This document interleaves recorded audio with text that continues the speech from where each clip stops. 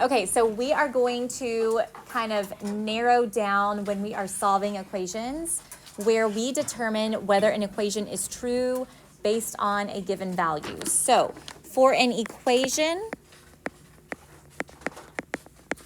to be true, the values on each side of the equation must be equal. So our example is a plus 9 equals 15. Says tell whether that equation is true or false when a equals 6. So we're going to break it down into steps. The first thing that you want to do is you are going to write the equation down.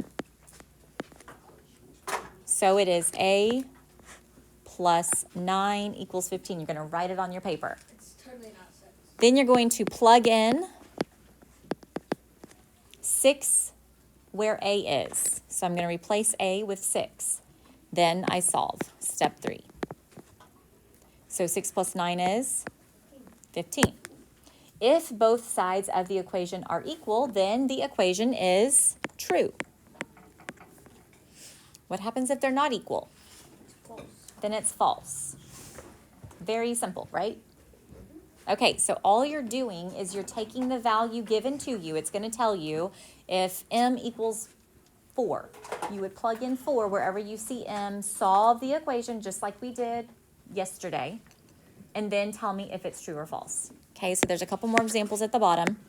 M divided by 12 equals 8. If m equals 84, the first thing I'm going to do is my equation's there, so I'm going to plug in the value for m. So I'm going to rewrite it using 84 for m divided by 12, and I copy it completely.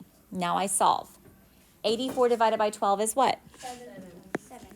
So 7 equals 8. Is that true? No. No, it does not equal 8, so my answer would be false. When you draw a slash through the equal sign, that means not equal to.